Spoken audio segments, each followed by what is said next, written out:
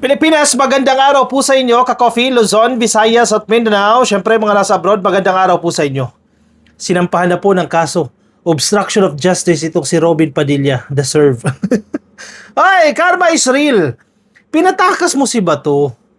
Alam mo may pending na warrant of arrest yan mula sa ICC, pinatakas mo. Pangalawa, alam mong nasa Senate Protective Custody yan, pinatakas mo. Tapos ngayon, magdadahilan kayo na nakisabay lang. Ano yan? Ignorance, tanga-tangahan lang. Hindi uobra yan sa batas. Nabulilyaso kayo ngayon, kaya sige, hala, hindi namin sinasadya. Hindi namin alam, ganyan pala yan. Hindi namin alam na hindi pala siya pwedeng lumabas ng Senado. O, kalokohan mo, Robin Padilla. O, tingnan mo.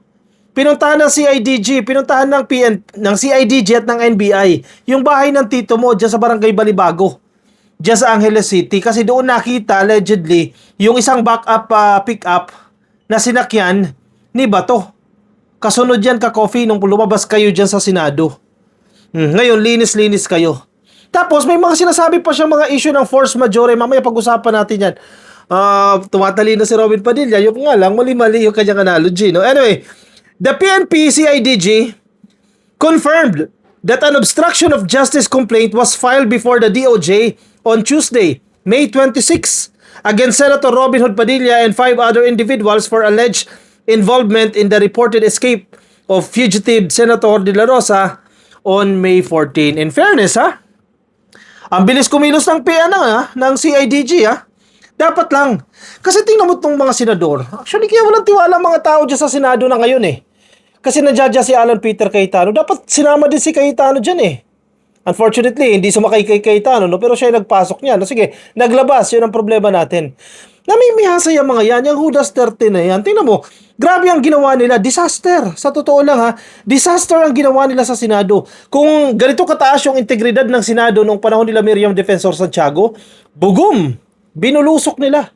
Sobrang baba ng integrity, sobrang baba ng credibility ng Senado ngayon dahil sinira ng kampo ni Alan Peter Cayetano para lang protekta ng isang pugante na si Bato de la Rosa at ganoon din po yung isang impeached na opisyal na si Sara Duterte para ma-delay itong impeachment trial.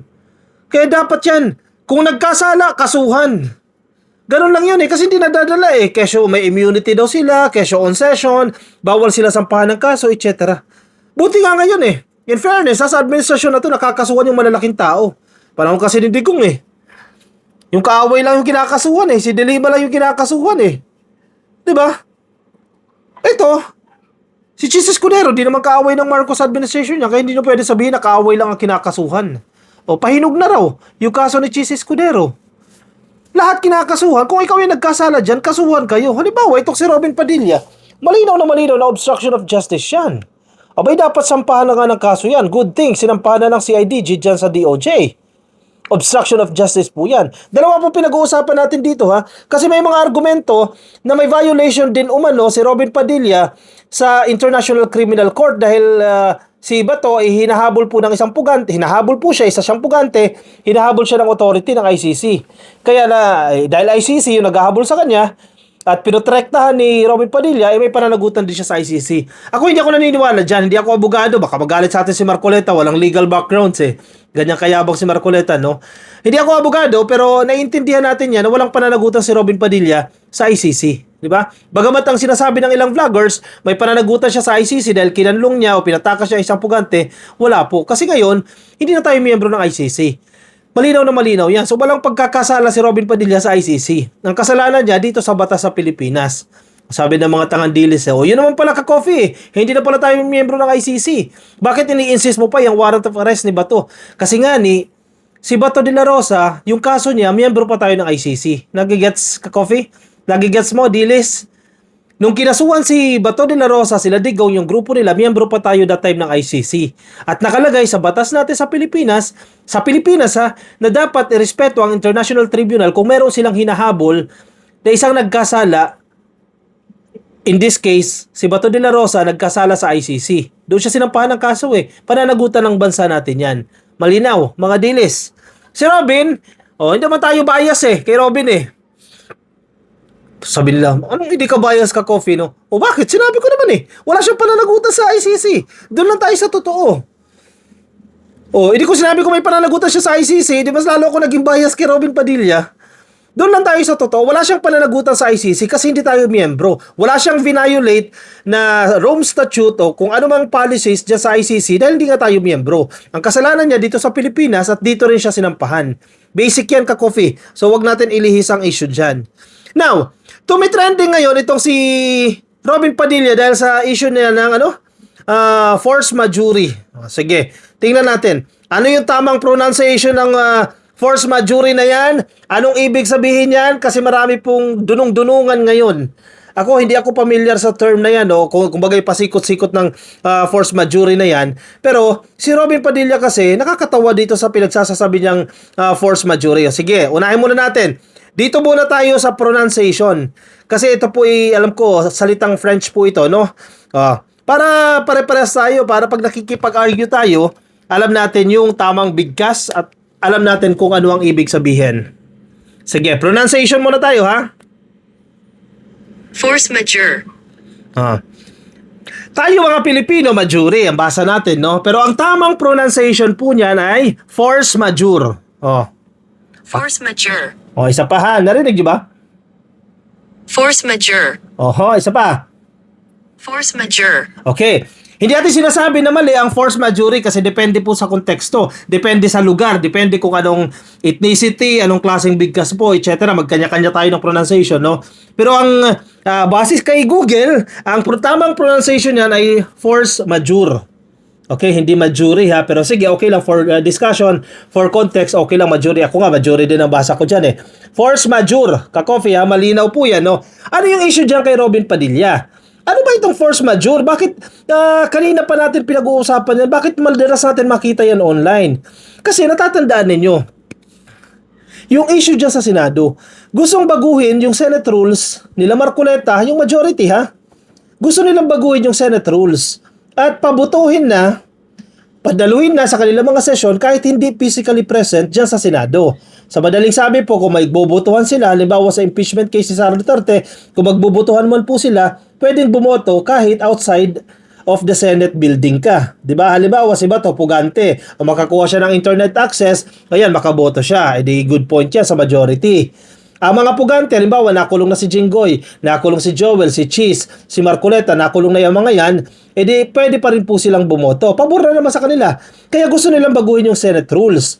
Tapos ini-insist nila, kasi kung babaguhin mo yan, what's the necessity? Yun lang naman yan eh. Ano yung pangangailangan? Bakit, why do we have to change a specific rule? Is there a necessity? Tapos, napasok itong issue ng force majeure na yan. Kasi daw, may mga bagay na hindi natin maiiwasan. At dapat baguhin natin ang mga current rules o kung ano man yan dahil sa mga bagay na hindi natin maiiwasan. Halimbawa, uncontrolled, no? Halimbawa, may pandemya. So, hindi natin maiiwasan yan. Bagamat may rules tayo na dapat physically umattend ka, o hindi, pwede kahit papano, bubalukto tayo doon sa rules kasi may mga bagay na nangyayari na hindi natin maiiwasan. Halimbawa nga, itong pandemya. Itong halimbawa, gera, kung nagkaroon tayo ng gera, etc. Pero babalik tayo sa tanong kay Robin Padilla. Robin, ano yung bagay na sinasabi mo na dahilan para gawin itong voting online? May pandemya pa ba? Wala na. Ang dinadahilan niya may gulo sa Middle East. Bakit?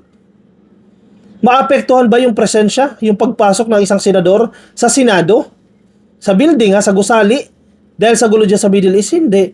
Kasi ayaw niyo pang aminin na ginawa niyo yan, yung panukala ninyo na baguhin yung Senate rules para kapag wala na si Bato, and alam nyo na wala si Bato at makukulong yan eventually, makakaboto pa rin siya, still you have the numbers. Gets? Ano ibig sabihin ng force majeure? Sige, by definition by definition, basahin natin. Ang force majeure, isa po siyang common legal clause. Kumbaga, kung may arrangement, legal na salita, legal na clause, legal na pangungusap, di ba? Kumbaga, sinasama yan sa mga kontrata o sa kasunduan o sa rules, etc. Isa po yung pangkaraniwan na legal clause sa mga kontrata that frees parties from liability or obligation when an extraordinary unforeseeable event beyond their control makes performance impossible or impracticable. Halimbawa, ka-coffee, nag-usap tayo, may kontrata tayo, di ba? Ang arrangement natin, tatapusin mo yung construction ng building ko by September 2026. September 2026 ang agreement natin. So, merong force majeure element doon sa agreement natin, sa kontrata natin. Kapag merong extraordinary na sitwasyon, unforeseeable, halimbawa nagkaroon ng napakalakas na lindol, August.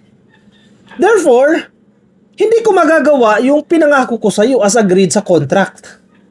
Kasi nga, nagkaroon na napakalakas na lindol, hindi ko naman ginusto yan.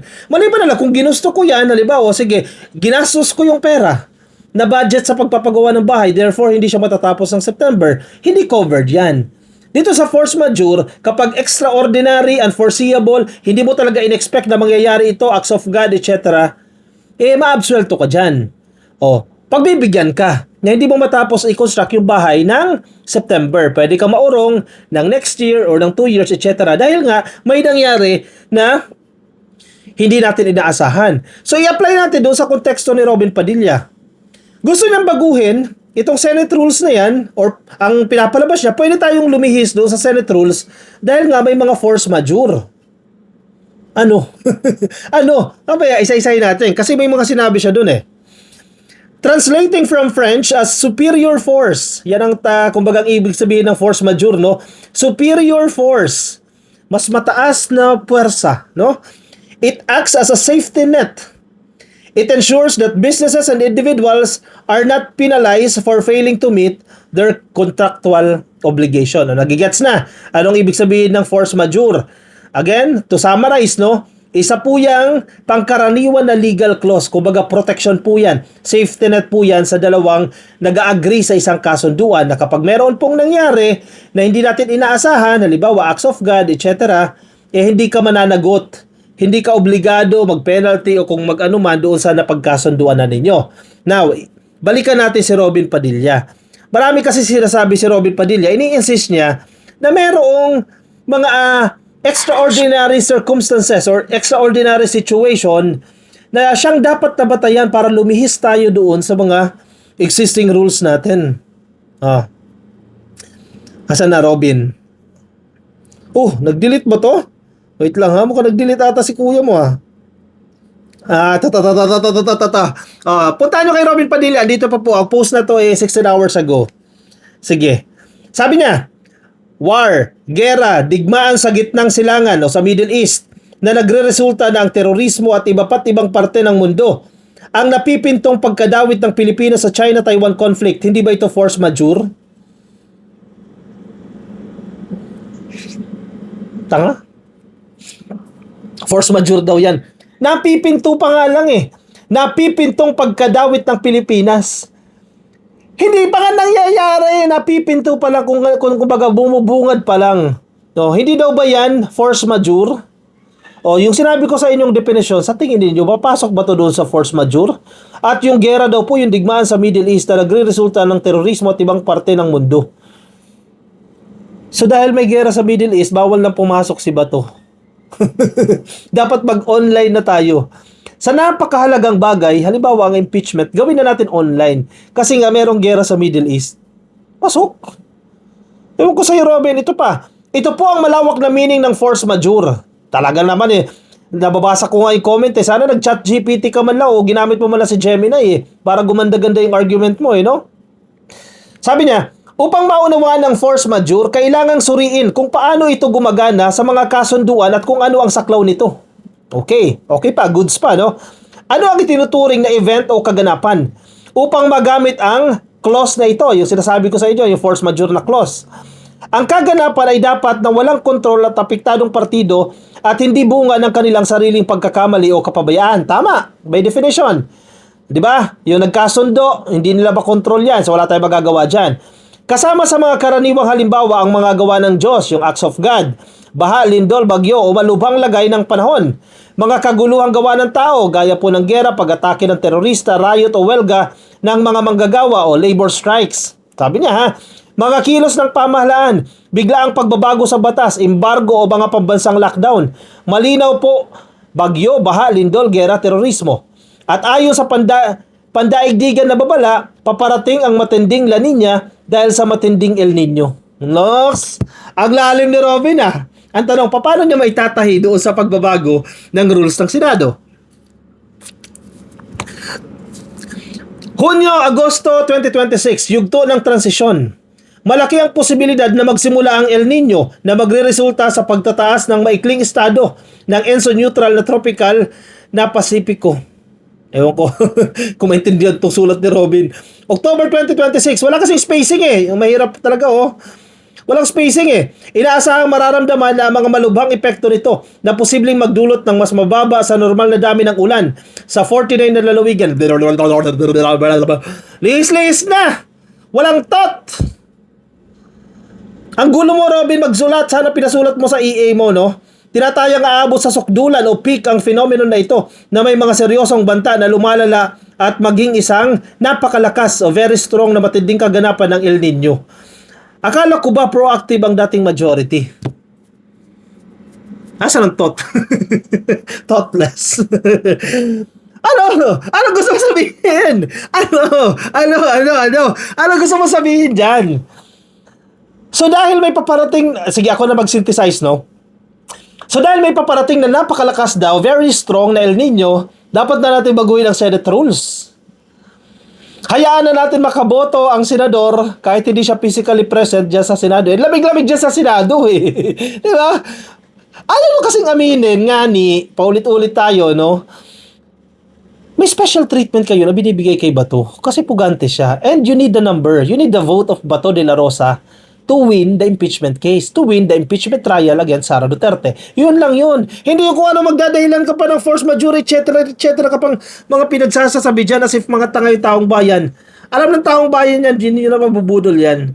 Diba? Ay, nako talaga ikaw, Robin, umayos ka ha. Ikaw, senador, number 1 senator ka, palpak ka eh, no? I-komento ang inyong opinion, reaction dyan sa comment section. Mariel, sabihan mo yung asawa mo, no? Mag-aral muna, o kaya, huwag na siya. Gumamit siya ng tao, gumamit siya ng ChatGPT, gumamit siya ng Gemini, gumamit siya ng matalinong EA or kung sino man, kumuha siya ng lawyer, gumawa ng mga write-up, etc. Para hindi siya nagbumukhang bobo online. Kasi asawa mo yan eh, napapahiya yung asawa mo. Diba? I-komento po ang inyong naisabihin, opinion, reaction dyan sa comment section. Ka-coffee, ang yabang mo naman, iniinsulto mo si Robin Padilla. Ikaw ba? Yan sasabihin ng mga DDS, bakit? Senador ba ako? Bakit? Pasahod ba ako ng taong bayan? Si Robin Padilla, malayo kami, iba kami, senador siya. May expectation sa kanya ang taong bayan. Dapat ang standard niya mataas dahil senador siya eh. Mambabatas siya. Sila yung gumagawa ng pulisiya. Sila yung gumagawa ng batas. What do you expect? Or what you should expect from a lawmaker? Di ba mataas?